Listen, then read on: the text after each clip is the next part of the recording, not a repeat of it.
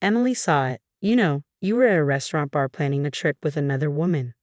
Oh, I see. And so what? Even when caught cheating, my husband Donald wouldn't drop his defiant attitude. In a moment, what we had built over 15 years crumbled away. In this day and age, I was a full-time homemaker, living with his parents just like every other year. I had given up the job I loved at a publishing company where I felt fulfilled, and now I spent half of the week accompanying my parents to the hospital and adjusting meals according to everyone's schedule. I was living a life much like a housemaid. After getting married, I had no time for myself. The only place I could relax was in our bedroom, even in this spacious house. Despite all this, I had chosen this life because I wanted to be with my husband. The option of leaving never crossed my mind, so when my adulterous husband said, "We can get a divorce, I was at a loss for words, feeling more amazed than angry. This is the story of me, Sophie Johnson, turning 40 this year, leaving my husband Donald after 15 years of marriage, and starting my life from scratch. It all began 2 months ago on the 25th. That day was payday for Donald, who worked at an electronics manufacturer. Usually, his salary would be deposited into our joint account. I would use that money to pay our monthly bills and give him an allowance in the evening. However, 2 months ago, his salary wasn't deposited into our joint account. I thought there must have been some technical glitch, so when he got home in the evening, I asked him about it. "What do you mean you changed the deposit account without saying anything to me?" He had switched the account to his personal one. "But what about our payments? These bills are due on the 27th. I couldn't keep up with a sudden change and just thought of immediate concern. "Just let me know how much you need, and I'll transfer that amount into the joint account," he said, taking off his suit with his back turned to me. He wouldn't even look me in the eyes. "So why did you change it?" I couldn't think of any reason. In the 15 years we've been together, we had never changed the account. We were saving in our joint account, so it wouldn't be a problem if his transfer was late. It's not that our bills would fall behind. Maybe I didn't need to press the issue, but I couldn't help wondering. Why didn't he trust me with our finances? Did I do something wrong? I didn't remember overspending, but I thought maybe I had unknowingly upset him. If so, I needed to apologize. That's what I thought when I asked him. But it seems like he thought I was blaming him. He threw his freshly removed shirt onto the couch and glared at me. "It's my hard-earned money, isn't it?" "Yes, it is. But why do I need your permission to use it?" What? I couldn't understand any of his words. I've been giving him a $500 allowance every month, but that was just a temporary arrangement. If his expenses piled up, I would give him more. I asked him what he spent his money on, but I'd never refused to give him more when he needed it. As a stay-at-home wife, there have been times when I asked if I could buy something I wanted, but the reverse never happened. "I don't need dinner today." "What?" "But I already prepared." "Never mind, I'll eat out." He got bent out of shape, grabbed his car keys, and went out again. He seemed strange. For the past 15 years, we've never had issues over money. But suddenly, he starts saying it's his money, while cleaning up the food I had prepared. I was upset at my husband's selfish actions. I was frustrated that despite having food at home, he chose to eat out anyway because now he was in charge of the finances. From that moment, he began eating out every night and coming home late at night after I fell asleep. Also, the number of days he told me he was staying at work overnight increased. The fight had completely escalated. Even when we were together, we didn't talk more than necessary. As time passed, it was hard to find a chance to make up, and I started blaming myself. We'd never had a fight last this long before. It was a minor issue that he changed the bank account without consulting me. If he wants to manage the finances, that's fine. After about 2 weeks of awkwardness, I began to reconsider like that. Then one day, I received a message from Emily, who was my colleague when I worked at the publishing company. "Hey, how are you doing?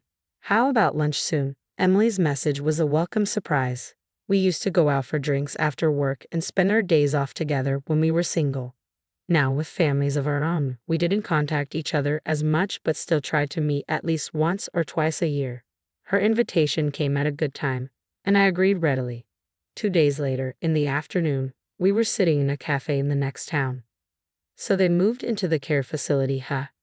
"Yeah, both of them in the same place." Emily asked how things were going, and I told her about my parents-in-law moving into a nursing home a few months ago. "I know I shouldn't say this, but it's a good thing. It must be a relief for you." She looked pleased, knowing how much I had been struggling to find time for myself. She seemed relieved now. Well, I do have to get their clothes, visit, and accompany them to their doctor's appointments, but still, my life has become a lot easier. This was the first time since I was single that I was able to casually make time to meet with a friend. You're such a dutiful daughter-in-law. Is Donald still hands-off? Yes, he seems to want to do nothing on his days off. He never wanted to go anywhere on his days off. In these 15 years, we've never even gone shopping together. Her husband is diligent. He picks her up in his car when it rains and sometimes even does the shopping for her. He never changed at all. Well, since I am a stay-at-home wife, he could at least take care of his own parents. Emily never thought highly of my husband. When we got married, we both had jobs, but he never helped with the household chores. On days when I was too tired to do housework, he found it unbelievable and suggested I become a stay-at-home wife. I didn't want to quit, but I resigned as he suggested, becoming a full-time homemaker. Soon after, I was asked to live with his parents, and I ended up taking care of them. The reason I couldn't talk back to my husband was because of the significant difference in our incomes. He is 8 years older than me, already held a position at his company, and his income was more than double mine. Can you earn as much as I do? If you can, I wouldn't mind quitting. He'd say things like that, leaving me speechless. I had discussed my true desire of not wanting to quit my job with Emily, even crying on the phone, overwhelmed by having no time for myself. I understand why she holds a negative view of him. It's because of my venting. After a while, the warm vegetable salad we ordered arrived. As she served it on smaller plates, she spoke again. So, how are things with him? Upon being asked, I thought for a while and nodded affirmatively. I had actually come to discuss our big fight, but I didn't want him to be seen in a worse light. Emily paused, holding the serving tongs, and stared at me as I managed only to nod and smile, trying not to arouse suspicion. She stopped serving the salad midway. I'm sorry I asked it in the wrong way. Sophie, things aren't going well with him, are they? Emily's words made it seem like she knew something. I was left flustered and unable to respond as she started talking about something that had happened a few days ago. She recounted being at a dining bar near her office for a work after party. While heading to the restroom, she passed a man in the aisle who turned out to be my husband. He didn't seem to recognize her, so she decided against calling out to him. But noticing that he was in casual clothes made her wonder if he was with me. After leaving the restroom, she decided to take a look at where he was seated. What she saw was him having drinks with a woman who wasn't me. It hit me instantly. He's cheating on you. They were sitting close together, bodies touching as they drank. Was that really my husband? I couldn't believe it. He hadn't come home that day due to working overtime, so there was no reason for him to be in casual clothes. Moreover, he seemed genuinely busy lately. Did he even have the time for cheating in his current state? Although we've been on bad terms recently, I couldn't imagine him resorting to cheating. I just don't see him as that kind of person. Sensing my thoughts, she sighed and added, for the upcoming long weekend, he mentioned going to a place in Malibu. He was showing information about the accommodations on his phone and mentioned something about a prime-grade steak dinner. You could probably find the hotel if you search from there. She started searching for the hotel on her phone, while at the cafe I was still hoping it was just her misunderstanding. However, as soon as I got home, I started looking through his clothes. I don't remember how many clothes he has, so I wouldn't know how many of what item were missing, but I did notice that 2 or 3 of his favorite clothes were missing. Until last year, he would immediately wear them after washing, and they were always at the front of the drawer when opened. But now, they were nowhere to be found, even after searching every corner, the back of the closet, and the drawers of rarely used cabinets, literally everywhere. The only thing that came to mind was him working overtime and even on weekends due to his busy schedule, telling me he had spent a night in the company's restroom because he missed the last train. As I stood in front of the closet, the sound of an incoming email came from my pocket. It was a message from Emily. The email included the URL of a hotel in Malibu. As I stood there in a daze, I slowly pressed the link and a stay plan with a dinner including prime-grade meat was displayed. I felt dizzy, like I was having a bad dream. There was a part of me that still wanted to believe in him, but not finding his favorite shirt was a huge blow. 2 days later, the Saturday before a long weekend, he was unusually at home, working with the TV on. I placed a cup of coffee near his computer and casually asked, I haven't seen you wearing your favorite t-shirt this year. Even though he hadn't taken his eyes off the display when I put down his drink, at this question, the sound of him typing on the keyboard suddenly stopped. Then he said, "Yeah, I'll wear it sometime. making a point of looking at me as he responded. That was unusual. For the past month since that payday, he had been distant, but now, when asked about his shirt, he was making eye contact. I looked for it but couldn't find it, I added, trying to gauge anything from his reaction. He replied, "Isn't it somewhere?" and then looked away, returning to his computer. His reaction made me feel suspicious. Despite mentioning his missing favorite shirt, he showed no signs of being troubled. Normally, in such situations, he would pretend to be troubled just to emphasize that I hadn't taken care of it properly, even if he didn't really need it. Last year, he kept complaining just because it hadn't dried due to the rain. Every change seemed suspicious when it came to him. I couldn't control myself. I had to keep digging until I got clear answers, even if it meant going too far. "You're off for a long weekend, right?" Even though we hadn't reconciled after our last fight, I couldn't help but ask something more intrusive. "Work from when?" "I don't know. There's a business trip. I might have a day off." Was this also a lie? It seemed like it. After all, for the past 15 years, he always took time off during the holidays. Emily's words crossed my mind. Going to Malibu, as she said, mentioned the prime grade steak. Of course, as she also said, the story I heard at the cafe started to feel real, and I felt a surge of anger welling up within me. Before I realized it, I had said it out loud. "Business trip? You mean you're going to Malibu?" Uttering a word that I hadn't asked about, he who had been looking at the screen froze. He slowly turned around, but his expression had changed from earlier. With a weary face, he squinted and glared at me. It was the exact same look he had during our fight on that payday. "What the hell is going on?" Really rummaging around our room pretending to look for clothes? He sighed heavily. Hearing his words, my lips quivered noticeably. Indeed, I had rummaged through the room, but I found nothing. I couldn't find the t-shirt. Yet despite that, he said it, rummaged through his room. He said so, which means if I had rummaged more, I would have found something that linked to Malibu. I still wanted to believe even while doubting. "Emily says she saw it at the wine bar. You and another woman were planning a trip." The things we had built started to crumble away. "Oh, is that so?" I thought. At times like this, he would hardly make an excuse, but reality was different. He was not flustered at all. He turned away with a defiant look. "So what's the point?" I was even questioned in return. What does he want to hear? When I became speechless out of disbelief, he piled on words. "Who do you think you are? I'm working hard to earn money, enough for a stay-at-home wife to live comfortably." He yelled at me loudly and my head started to ache. I placed a hand on my forehead and took a deep breath. "I'm okay with getting a divorce, He uttered those few words. For the past 15 years, no matter what happened, no matter how hard it was, I had tried not to think about it. I was disappointed that he could say it with no hesitation. From that day, he continued to ignore me. Even worse, the moment he found out I knew it, he boldly started communicating right in front of me, like, "All right, I'll pick you up at 7 in the morning." The first time it happened, I was dumbfounded. Was he always like this? The person in front of me was a total stranger. As the long weekend and the day of his trip approached, I found myself in the car driven by Emily, silently witnessing his infidelity unfold before my eyes. "Sophie, did you get a shot of him putting his arm around her waist just now?" "Yeah. You should take as many photos as you can." "Okay."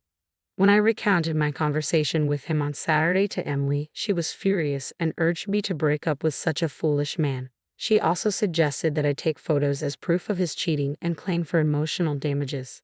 She spent her much-anticipated weekend for this very purpose. The woman he was cheating with was around her late 20s or early 30s, with a slim figure and wearing revealing clothes. Did he have a thing for her long hair? He stroked her hair over and over with a gentle smile on his face. Since he left the house, I promptly followed and watched everything. From when he picked her up from her apartment, even when he stopped by a convenience store to buy breakfast together, to when they started walking arm in arm in front of the Monterey Bay Aquarium. Now, they just entered a hotel together. I took pictures of all of it with my phone, but each time I pressed the shutter, I pondered over what I was doing. I knew it, but seeing it with my own eyes made me really sad. But I didn't shed a tear. I just stared at his joyful face. That was my day. What do we do now? Shall we stay somewhere for the night? No, let's head back. It seemed she was planning to stay overnight, but I shook my head. I didn't want to waste the money I've saved by scrimping on such a thing. I thought our life as a couple had finally started after my in-laws had been placed in a nursing home. We hadn't been able to go on trips until now because we always took care of our parents first, but from now on, we wanted to create memories as a couple. The money I had planned to use for those times, I wonder if I'd just wasted 15 years. If I knew it would turn out like this, I wouldn't have married. If I knew I would go through this, I would have divorced him a long time ago. I shouldn't have had to endure and try so hard. Today, seeing his smile for the first time in a while, I wanted to redo those 15 years, though I wanted to cry. I couldn't help but keep sighing. She had been quietly listening, but suddenly she started the car engine and checked the time. What time is it now? After 3 o'clock. Then she made a call and smiled at me. Hey Sophie, let's move out right now. Ha! Hello, sorry to bother you during the long weekend. I appreciate your help. I was taken aback by her sudden proposal. She seemed determined to start something. Panicked, I shook my head at her while she was on the phone, but she ignored me and continued, saying, "It's all good." From that moment, Emily was full of energy. While driving, she used her car's navigation system to call various places and gather people to come to my house. About 3 hours later, we actually arrived home in the evening, about 2 hours after that, but within just 1 hour, all my belongings in the house were packed into cardboard boxes. It was truly unbelievable. I didn't want to talk about work since you didn't want to quit, Sophie, but I've transferred from a fashion magazine and now I'm the editor-in-chief of a local magazine. In the car, she made various calls to the moving company, real estate agency, and even to a lawyer who knows Donald. She expertly adjusted the schedule so that the Certus people's visiting times did not clash. I followed her instructions meticulously. Minute by minute, I packed only my valuables into a box, leaving the rest to be handled by the movers. The real estate agent introduced me to a house that could be moved into within a few days. Meanwhile, my belongings were sent to her house, and I ended up staying with her for a few days. After the truck packed with my things left, I was visited by a lawyer who provided advice on claiming alimony after divorce, guiding me towards the least burdensome method. I was amazed at how much could be accomplished in just a few hours. I knew she was a very proactive person from our time working together, but her efficiency was truly remarkable. However, as I looked around the now half-empty room, anxiety slowly began to creep in. He's definitely going to be mad. The cost of moving was surprisingly low. The studio apartment was affordable, and even the consultation with the lawyer was free, yet it still required money. I made these decisions without consulting him. I'm sure he'll be furious when he gets back from his trip. As I felt our relationship deteriorating rapidly, I became depressed. Then she slapped my back. Hey, being a homemaker is a respectable job too. The money you've saved from being frugal is also yours. Plus, it's his fault. He said he'd transfer the necessary money, right? So let's have him pay even for the cost of living on your own. After being strongly persuaded by her, I took one last look around the house. I remembered how in the early days I had found it difficult to rearrange things. Now, I realized I had placed my toner on the bathroom vanity without hesitation.